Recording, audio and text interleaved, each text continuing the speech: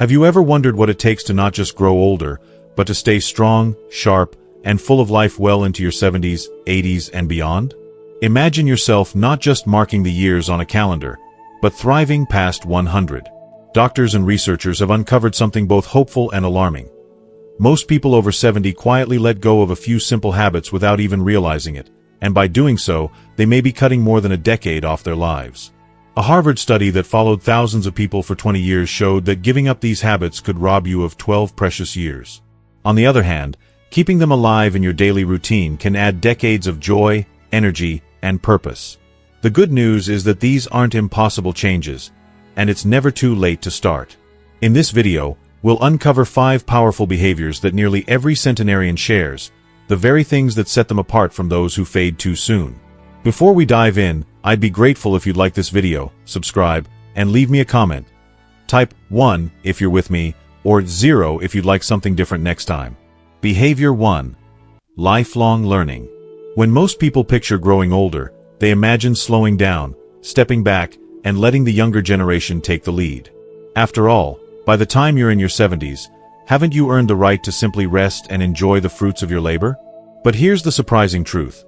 The very people who thrive into their 80s, 90s, and beyond 100 rarely stop learning. They refuse to let their minds settle into comfortable routines. Instead, they lean into curiosity, pick up new skills, and challenge themselves in ways that most of society would say are too difficult at their age. This commitment to lifelong learning is one of the most powerful predictors of a long, healthy, and meaningful life. I want you to picture Ruby, a 74-year-old grandmother whose story captures this lesson perfectly. Ruby had never been much of a tech person. She could answer a phone call, send a simple text message, and use her tablet to look at pictures of her grandchildren, but that was about the extent of it. One Thanksgiving afternoon, while sitting with her family, her teenage grandson showed her a little coding app on his laptop. With the wide-eyed wonder that only teenagers can carry, he told her, "Grandma, you could build your app with this." Ruby laughed at first. Build her app? She didn't even know what the word syntax meant. But something inside her sparked. Instead of dismissing the idea, she decided to try. Each morning, Ruby carved out just 30 minutes. She opened her laptop, poured a cup of coffee, and logged into online tutorials that started with the simplest lessons. She stumbled often. Error messages flashed across her screen, and at times she felt foolish, wondering why she was putting herself through this. But she kept showing up. Day after day, week after week, Ruby persisted. 2 years later, she wasn't just dabbling anymore.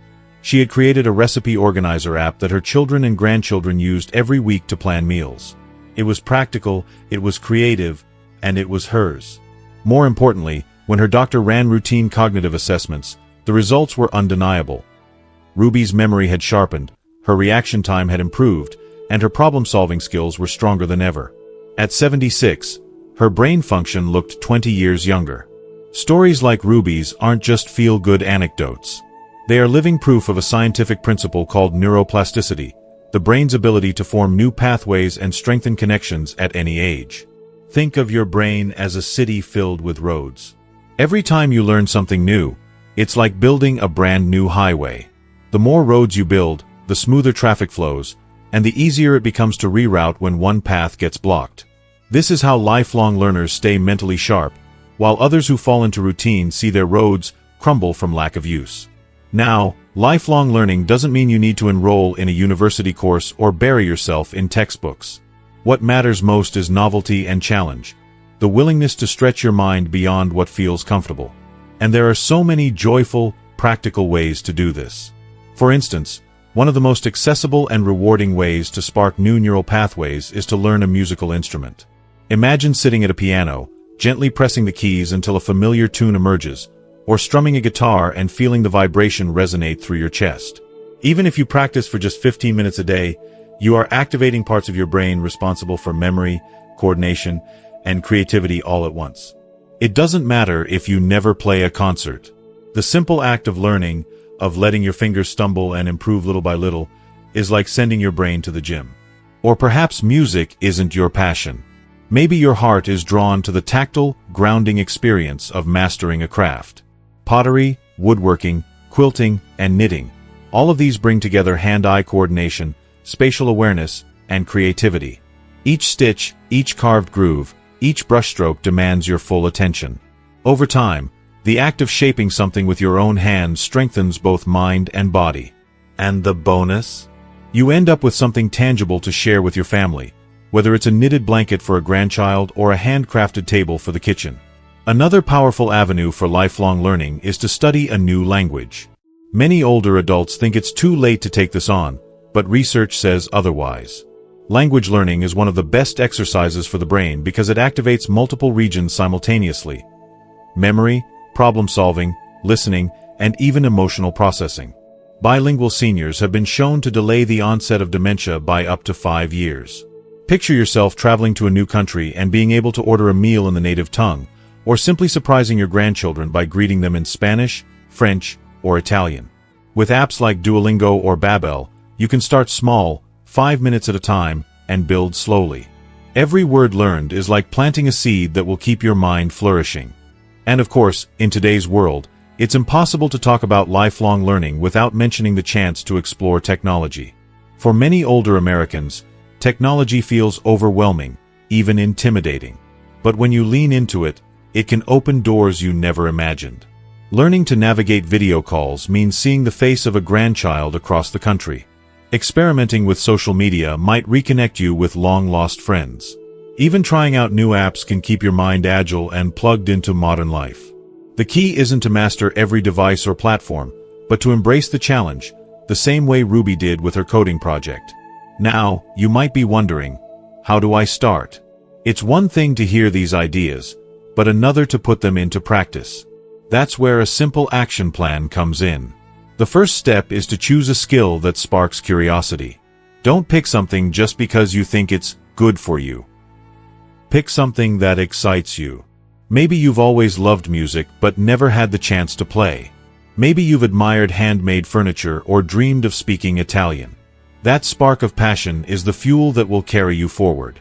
Next, commit to short daily practice. 15 to 30 minutes a day is enough to make real progress. The brain responds to consistency far more than intensity. You don't need to exhaust yourself, you just need to keep showing up. Think of it as brushing your teeth for your brain. Another key piece is to find a community. Learning is more powerful and often more enjoyable when shared. That could mean joining a local class, an online group, or even just practicing alongside a friend. The encouragement, accountability, and shared experience make the journey richer and more sustainable. Finally, remember to celebrate small victories. Did you play a song on the piano without looking at your hands? That's worth celebrating. Did you knit your first scarf, no matter how uneven the stitches? That's progress. Every milestone strengthens your brain and builds confidence. The beauty of lifelong learning is that it doesn't just keep your mind sharp. It brings joy, purpose, and often deeper connections with others. Think about it. If you decide to learn guitar, suddenly you have songs to share at family gatherings. If you pick up pottery, you might join a local class and meet new friends. If you dive into Spanish, you can practice with a neighbor or chat with a fellow traveler on vacation. Each new skill opens the door to fresh relationships and experiences. At 70, 80, or even 90, you bring something unique to the table: patience, discipline, and a perspective that younger learners often lack. You know that progress takes time. You've lived through enough seasons to appreciate gradual growth. This makes you especially well-suited to the journey of learning. So the real question is, what have you always wanted to try but never gave yourself permission to attempt? Was it picking up a violin? Learning how to paint landscapes? Figuring out how to use a tablet to write your memoirs? That longing you've carried quietly inside might just be the key to a sharper mind, a stronger spirit, and more years of vibrant life. Lifelong learning is not about chasing achievements or impressing others. It's about keeping your mind alive, your heart engaged, and your spirit curious. It's about refusing to let age become a cage. Just as Ruby showed us with her coding journey, the rewards are often far greater than the skills themselves. They ripple out into your health, your relationships, and your sense of meaning. So, as you think about the next chapter of your life, consider this: what new road will you build in your brain city today? Will you pick up an instrument and let music flow through your home? Will you craft something with your hands, turning raw materials into art? Will you dive into a new language and unlock the ability to connect with an entirely new culture? Or will you finally explore the technology that brings the world to your fingertips? Whatever you choose, remember the simple action plan. Choose something that excites you, commit to just a little time each day, find others to share the journey, and celebrate each step along the way. Do this, and you're not just passing time. You're actively adding years of vitality, resilience, and joy to your life. Behavior 2. Strong social connections. When people talk about living longer, the first thing that comes to mind is usually diet, exercise, or maybe the latest vitamin supplement. Rarely do we stop to consider that one of the most powerful predictors of a long, healthy life isn't found in a pill bottle or a workout routine. It's found in the strength of our relationships. Time and again, research shows that people who cultivate strong social connections live longer, age more gracefully, and experience a deeper sense of joy. And for those of us in our 70s or beyond, the impact of connection becomes even more profound. Let me tell you about Stanley, a 78-year-old widower whose life offers a window into this truth. After losing his wife of 52 years, Stanley slowly began to retreat from the world. Grocery deliveries arrived at his door, but the once lively kitchen sat quiet. His phone rang less and less, and he stopped attending Sunday gatherings at the community center. His children grew worried as they noticed him forgetting conversations, losing interest in the hobbies he once loved, and seeming to age rapidly in both mind and body. For Stanley, isolation had crept in silently, and with it came a wave of decline. One afternoon, after encouragement from his daughter, Stanley decided to join a local community garden project. At first, it felt awkward. He wasn't sure what to say, and his hands weren't used to working in the soil. But slowly, something changed. He met Maria, a 72-year-old retired teacher who loved tomatoes, and David, an 80-year-old veteran with a treasure chest of old stories. Together they began tending the garden, sharing laughter, meals, and support through life's challenges. 6 months later, Stanley's children were stunned by the transformation. His mind was sharper, his smile returned, and he carried a spark of energy that had been absent for years. What happened with Stanley is not an exception. It's a demonstration of one of the longest-running scientific studies ever conducted. The Harvard study of adult development followed participants for more than 80 years, searching for the key to health and happiness. The findings were clear. Strong relationships, not wealth or fame, are the single greatest predictor of longevity. People with rich social networks live, on average, 7 years longer than those who remain isolated. On the flip side, loneliness is as damaging as smoking 15 cigarettes a day, raising inflammation, weakening the immune system, and accelerating aging. The lesson is simple yet profound. Human beings were designed for connection. Without it, we wither. With it, we thrive. But how exactly can someone in their 70s or 80s strengthen these bonds? The good news is that opportunities for connection are all around us, often in the simplest of forms. One powerful way to start is to join interest-based groups. Whether it's a book club, a quilting circle, a gardening project like Stanley's, or a local church group, shared passions make it easier to bond. When you sit down with others who care about the same things you do, conversation flows naturally. You're no longer just filling the silence. You're creating friendships built on joy and curiosity. Another essential step is to prioritize in-person interaction. Video calls and phone conversations certainly have their place, especially when loved ones live far away. But there's something irreplaceable about sitting across from another human being, hearing the warmth in their voice, and sharing the small, unspoken cues that only happen face to face. A handshake, a hug, even the sparkle in someone's eyes. These subtle forms of communication nourish us in ways technology simply can't. At the same time, don't underestimate your ability to be a connector. Many people assume that friendships are something we stumble upon, but often they're something we can help create. You might introduce two neighbors who've never met, or bring together friends from different parts of your life. Acting as a bridge between others not only strengthens your network but creates ripples of connection that benefit everyone involved. Building strong relationships also requires us to practice active listening. In a world where so many people are quick to share their own story, the gift of truly listening is rare and precious. Ask thoughtful questions. Remember the details people share about their lives. Follow up on something they mentioned weeks earlier. These small acts show others that you value them deeply. For older adults, this habit not only strengthens bonds but keeps the mind active, sharpening memory and empathy. There is also something remarkably enriching about choosing to embrace intergenerational friendships. While spending time with peers is valuable, building connections with younger generations adds vitality and perspective. Younger friends or family bring energy, new ideas, and a different outlook on life. Meanwhile, your wisdom, patience, and experience enrich their journey. It's a mutually beneficial exchange, one that keeps you mentally agile while allowing your life lessons to ripple forward into the future. Imagine mentoring a young person, sharing stories from your past, or simply listening to their dreams. These moments create bridges that nourish both sides. Of course, in today's world, many connections are maintained digitally. Learning to use technology wisely can be a gift rather than a burden. Sending a quick text to your children, sharing photos on social media, or hopping on a video call with a distant friend can keep you close even when miles apart. The key is balance. Use technology to enhance real connection, not to replace it. A heartfelt phone call is better than silence, but if you have the chance to meet face-to-face, take it. The truth is, it's never too late to build new friendships. Many centenarians report forming some of their most meaningful relationships in their 70s and 80s. Loneliness might feel like a heavy shadow, but the moment you take a step toward connection, whether joining a group, calling an old friend, or introducing yourself to a neighbor, you begin to push that shadow back. For some, especially those who identify as introverts, this can feel overwhelming. But connection doesn't have to mean attending large, draining gatherings. One coffee date each week, one walk with a neighbor, or one shared project can be more impactful than a dozen superficial encounters. The quality of relationships matters far more than the quantity. As you reflect on your own life, ask yourself, who fills your days with laughter? Who listens when you need to share a burden? Who challenges you to keep growing?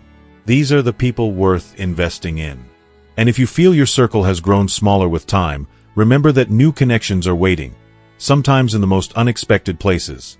Strong social connections don't just add years to your life, they add life to your years. They provide companionship on hard days, joy on ordinary afternoons, and purpose when the world feels uncertain. They give you a reason to get up, to share a meal, to tell another story.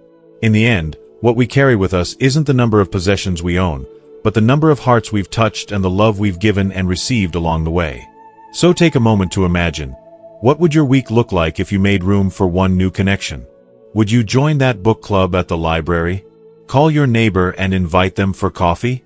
Reach out to your grandson and ask him to teach you how to use FaceTime. These small steps ripple outward, transforming not just your life but the lives of those around you. Stanley discovered this truth in a garden, where tomatoes and stories grew side by side. You might discover it in a church pew, a knitting circle, or an online video chat. Wherever it happens, the result is the same. Connection heals, strengthens, and lengthens life. And just like exercise for the body or food for the soul, it's never too late to start. Behavior 3. Natural movement. When most of us think about staying active, the image that comes to mind is often a gym full of treadmills, weight machines, and exercise classes where the music is too loud and the routines are too complicated. For people in their 70s or 80s, that picture can feel not only intimidating, but exhausting. The truth is, many of the longest living people in the world have never owned a gym membership. They don't train for marathons or spend hours lifting heavy weights. Instead, they simply weave movement into the rhythm of their daily lives. They walk, they garden, they cook, they play with children, and through these natural everyday activities, they keep their bodies strong and capable well into their 90s and beyond. Take Carmen, for example, an 83-year-old woman who has never once followed a structured workout plan. She doesn't have exercise equipment tucked into her garage or a closet full of yoga mats. Yet, when you meet her, she is spry, flexible, and full of energy that puts people decades younger to shame. Her secret is simple. She never stopped moving as part of her normal life. Carmen tends a large vegetable garden, walks to the market each day instead of driving, takes the stairs whenever possible, and often helps care for her great-grandchildren. When a neighbor needed help moving furniture, she was right there, lifting and pushing with strength that startled everyone. Carmen is living proof that natural movement is not only sustainable, it is life-giving. What researchers have found in so-called blue zones, areas of the world where people frequently live past 100, is that natural movement is part of the culture. In Sardinia, Italy, older men walk steep hillsides to care for sheep.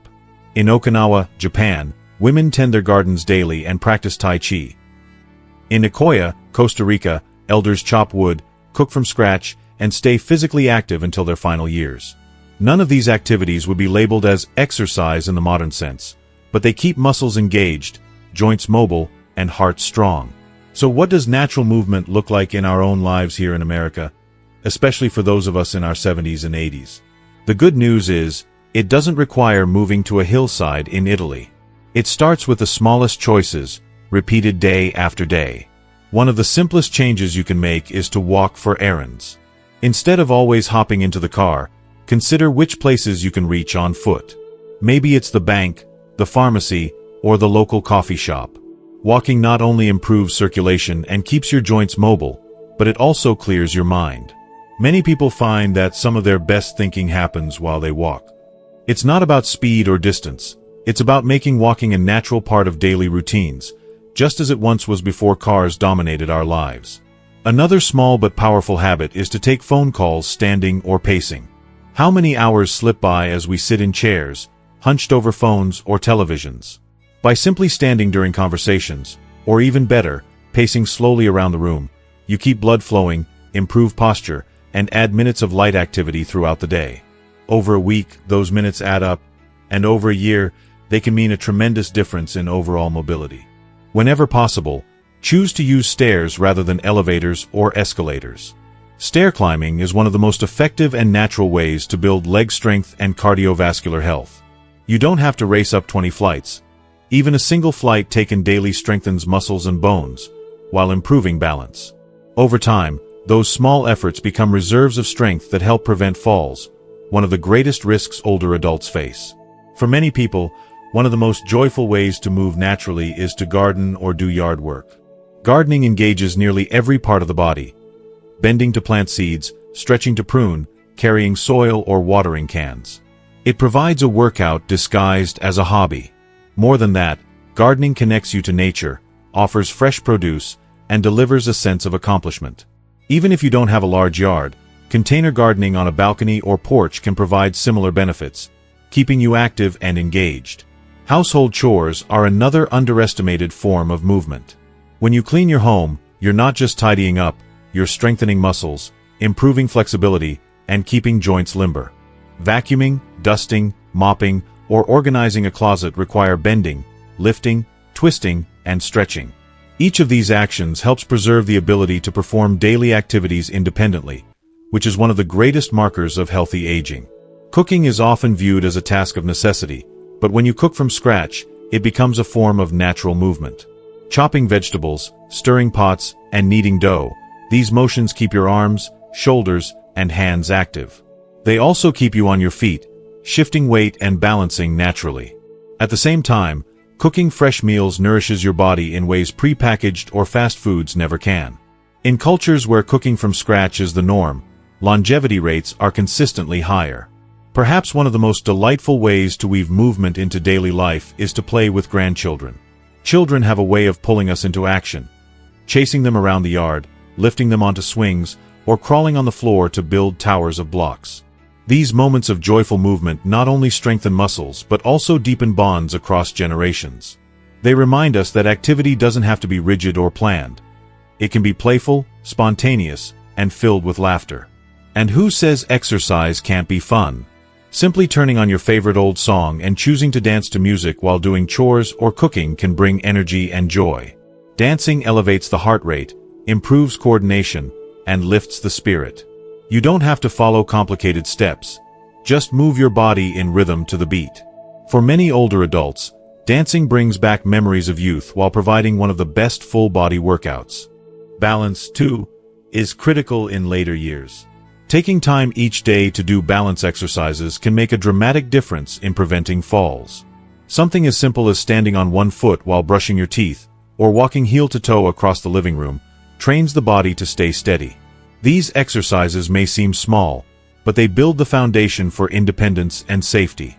Finally, natural movement builds what experts call functional strength, the kind of strength you need for real life. It's the strength to carry groceries into the house, to lift a laundry basket, or to rise from a chair without using your hands.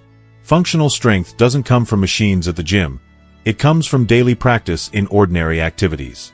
The more you engage in these movements, the more capable and confident you remain in handling the demands of everyday living. When you begin to see movement as something woven into the fabric of life, it no longer feels like a chore. Instead of thinking, "I should exercise today," you begin to ask, "How can I move more naturally?" That shift in mindset changes everything. It allows activity to feel purposeful and enjoyable rather than forced. Of course, natural movement doesn't look the same for everyone. Some people live in neighborhoods where walking to the store is easy, others may not. Some may have mobility limitations that require creativity. The important thing is to adapt to your circumstances. If stairs aren't safe, perhaps balance exercises or chair yoga are better. If heavy yard work isn't possible, tending a few potted plants can still provide benefit. The key is to keep moving in ways that make sense for you. For many older adults, the idea of working out is discouraging. But the beauty of natural movement is that it feels less like exercise and more like living fully. It's about reclaiming the joy of using your body in meaningful ways. It's about saying yes to opportunities to move, yes to walking, yes to standing, yes to playing, yes to dancing. Think of the difference between two 80-year-olds. One spends most of the day sitting, watching television, occasionally getting up only when necessary. The other takes short walks, tends her garden, cooks meals from scratch, and plays with her grandchildren on weekends. Both are the same age, but their bodies, minds, and spirits tell two very different stories. One is slowly losing independence, while the other is thriving, full of energy and purpose. The difference isn't luck, it's the accumulation of small, daily choices. So as you reflect on your routine, ask yourself, where can I add movement without adding pressure? Could I walk to the nearby store instead of driving? Could I stand up when I talk on the phone? Could I dance a little while making dinner? Could I invite my grandchildren to play a game in the yard rather than sitting on the sidelines? Each of these choices builds health, resilience, and independence.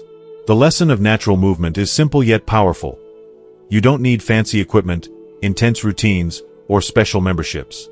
What you need is willingness to keep moving, to embrace life's tasks as opportunities, and to find joy in the simple act of using your body. Just as Carmen demonstrated, these small habits add up to extraordinary vitality. So today, take that first step, literally. Walk a short errand, take the stairs, sweep the porch, knead bread dough, or dance to a favorite tune. With each choice, you're not only adding strength to your body, but years to your life. And perhaps more importantly, you're filling those years with meaning, capability, and joy. Behavior 4. A strong sense of purpose. When people retire, many imagine a life of endless leisure.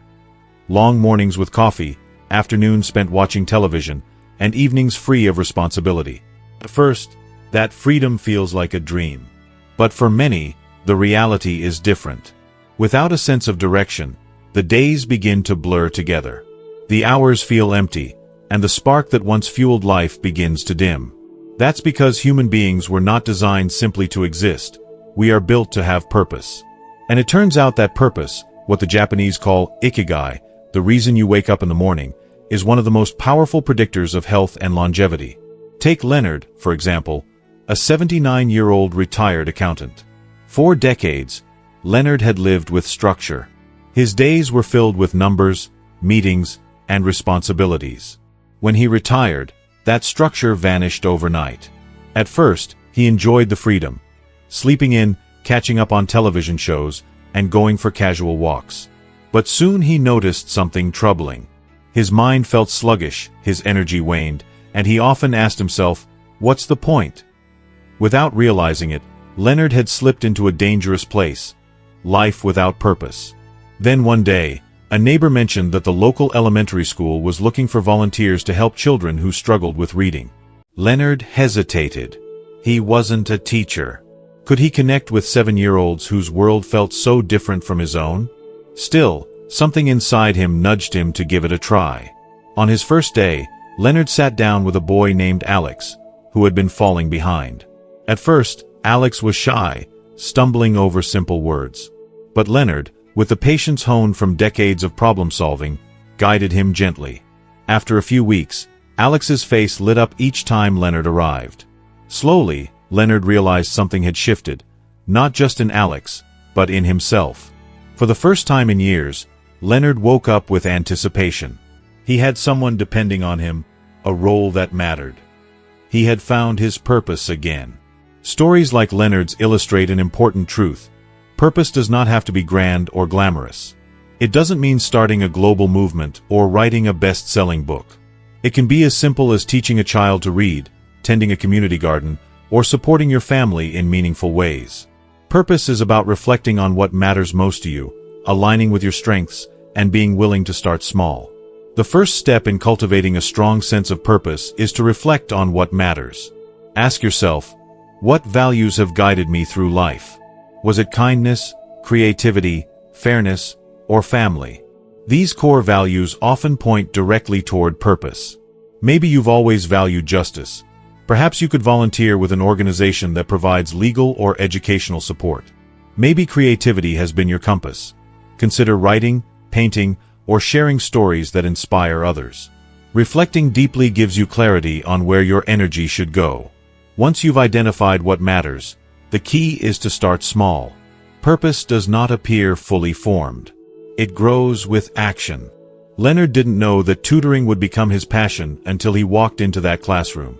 You might begin by spending just an hour a week volunteering, or by taking a neighbor to the doctor, or by mentoring someone younger in your community.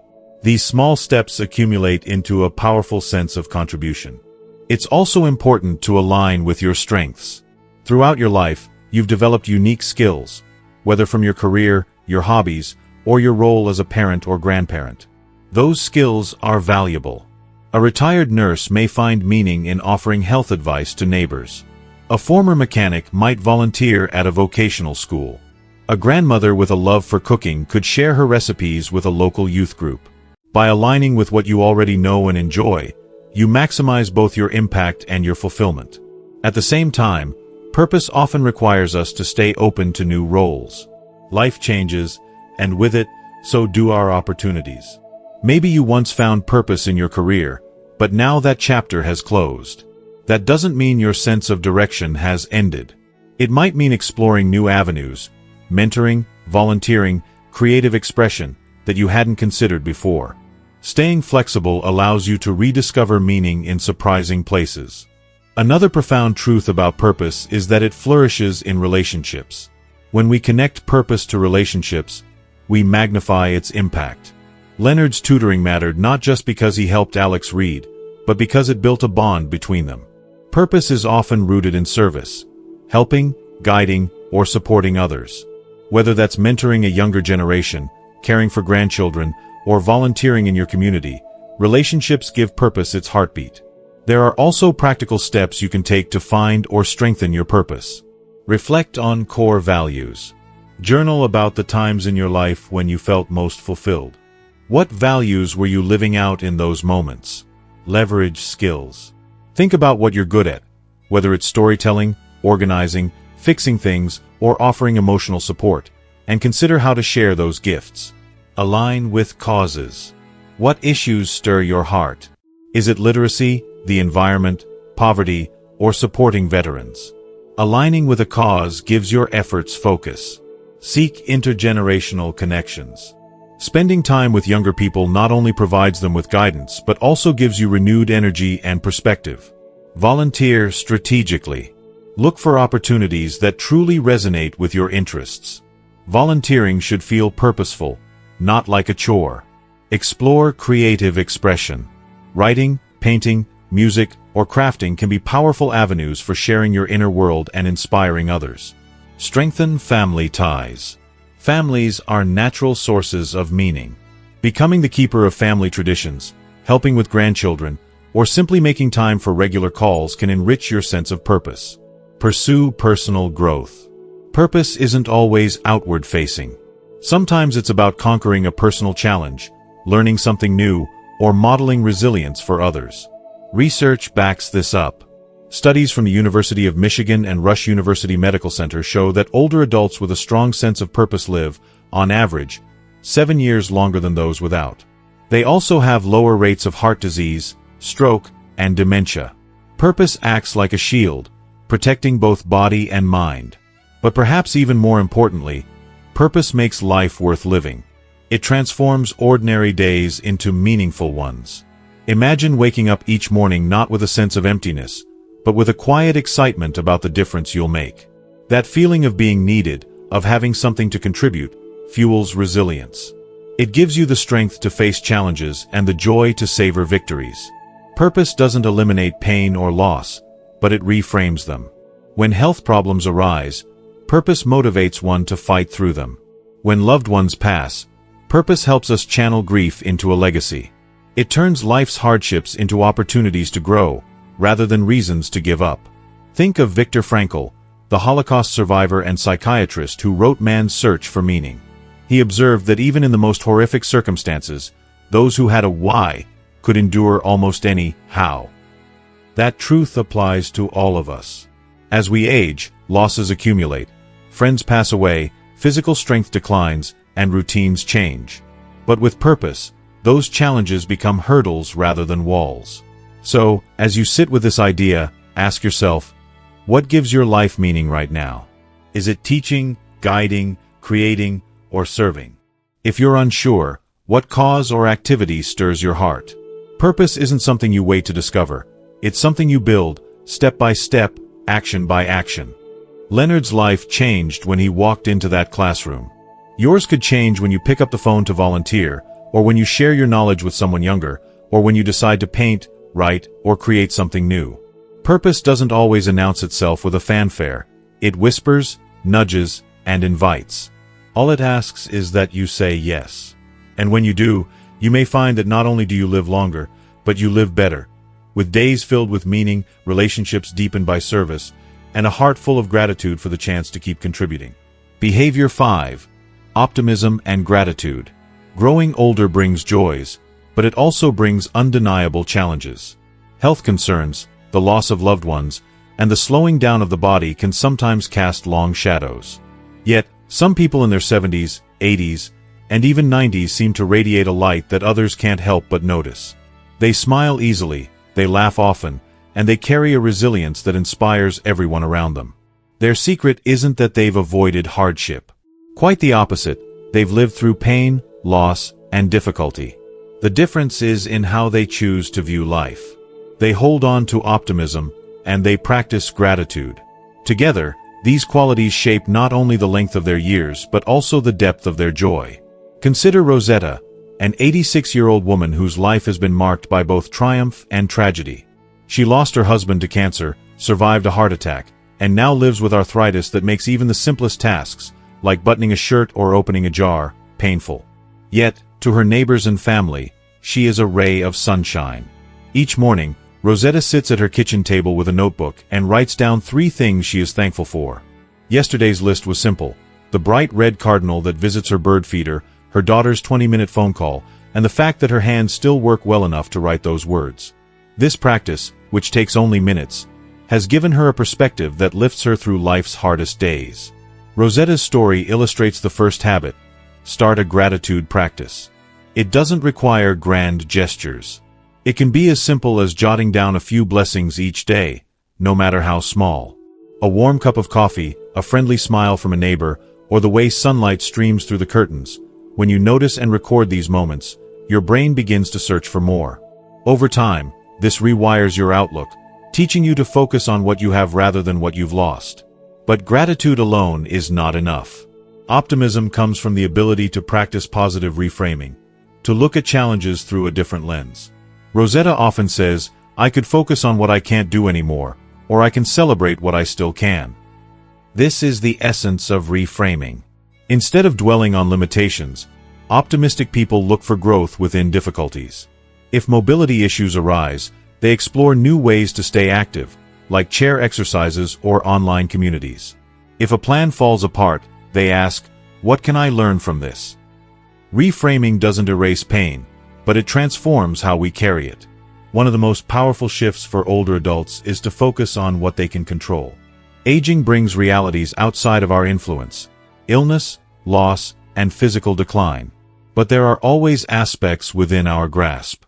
We can choose to follow a treatment plan, to eat nourishing foods, to stay socially engaged, and to share kindness. When we direct energy toward what we can control, rather than worrying endlessly about what we cannot, we reclaim a sense of agency and hope. A big part of optimism also comes from learning to celebrate small wins. Did you walk a little farther today, despite joint pain? That's a victory. Did you call a friend and share a laugh? That's worth celebrating. Too often, we wait for grand achievements to feel proud. But life is built on small steps, and recognizing them builds confidence and resilience. In today's world, where news cycles are filled with negativity, it's also essential to balance media consumption. Staying informed is valuable, but constant exposure to alarming headlines can distort perspective and fuel anxiety. Many optimistic older adults limit the time they spend watching distressing news and instead seek uplifting books, podcasts, or community newsletters. They fill their minds with stories of hope, not just hardship, and as a result, their worldview stays grounded yet positive. Some find strength in spiritual or mindfulness practices. Taking even 5 minutes a day to practice loving-kindness meditation can shift your outlook. This involves quietly sending good wishes to yourself, to loved ones, and even to strangers. May you be happy. May you be healthy. May you be safe. Studies show this practice fosters compassion, optimism, and emotional resilience. It reminds us that we are all connected, and that kindness is both healing and contagious. Of course, optimism is also shaped by the company we keep. That's why it's so important to surround yourself with positive people. Pessimism is contagious, but so is hope. Being around friends or groups who uplift you can spark joy, laughter, and encouragement. Join a book club, attend community gatherings, or simply spend more time with those who brighten your spirit. The people in your circle play a significant role in the lens through which you see life. But optimism isn't just about what others give you, it's about what you tell yourself. Learning to use positive self-talk can change everything. Instead of saying, "I'm too old to learn this," try, "I'm learning at my own pace, and that's okay." Instead of, "I can't keep up anymore," say, "I'm doing what I can, and that's enough." These gentle shifts in language build confidence, resilience, and self-compassion. Another habit that strengthens optimism is to share good news. When something positive happens, maybe a good doctor's visit, a kind gesture from a neighbor, or a milestone in your grandchild's life, share it with someone. Celebrating joy multiplies its impact. It reinforces gratitude, strengthens relationships, and spreads positivity outward. Finally, take time to reflect on past resilience. Every person in their 70s, 80s, or 90s has lived through storms. You've faced wars, recessions, illnesses, heartbreak, and yet you're still here. Write down or think about the times you overcame obstacles. Remind yourself of the strength you've carried through decades. This reflection isn't just nostalgia, it's proof. Proof that you've endured, that you're capable, and that you can handle the challenges still to come. Science confirms what stories like Rosetta's show us. Optimism and gratitude are not just pleasant attitudes, they are life-extending practices. The Harvard study of adult development found that optimistic individuals live 11 to 15% longer than their pessimistic peers. They also enjoy better heart health, stronger immune systems, and lower rates of depression. Other studies reveal that gratitude improves sleep, reduces stress, and enhances overall life satisfaction. Optimism, in a very real way, slows the aging process at a cellular level. But perhaps the greatest gift of optimism and gratitude is that they make life richer, no matter the circumstances. Centenarians often say their happiest years came after 70, not because life grew easier, but because they let go of comparison, embraced gratitude, and focused on what truly mattered: connection, meaning, and joy. So, as you sit with this lesson, ask yourself, what are 3 things you're grateful for today? Perhaps it's the sound of birds outside your window, the taste of a warm meal, or the voice of someone you love. What challenge are you facing right now, and how might you reframe it as an opportunity to grow stronger? What small win can you celebrate? What piece of good news can you share with someone else? Optimism and gratitude aren't luxuries, they are lifelines. They are choices, practiced daily, that transform how we experience the years we're given. They don't erase grief or hardship, but they help us carry those burdens with strength and grace. They invite us to live fully, even when life feels heavy. Rosetta often says, "I decided long ago that I could dwell on what I've lost, or celebrate what I still have." Both are true, but only one gives me the energy to keep going. That wisdom is available to all of us. By choosing gratitude, by practicing optimism, by surrounding ourselves with positivity and reflecting on our resilience, we not only add years to our lives, we add life to our years. As we come to the close of this journey, think about the 5 habits we've explored together. Lifelong learning, strong social connections, natural movement, a sense of purpose, and the daily choice to live with optimism and gratitude.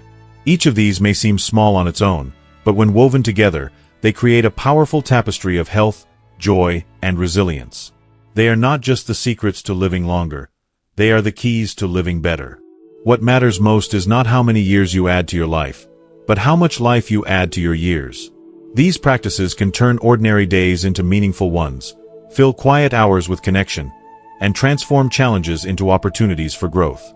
So, I invite you to reflect, which of these habits will you begin today? Share your thoughts in the comments below, because your story may inspire someone else on their path.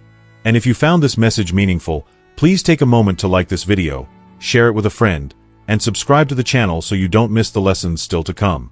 Together, we can build not just longer lives, but richer, more joyful ones.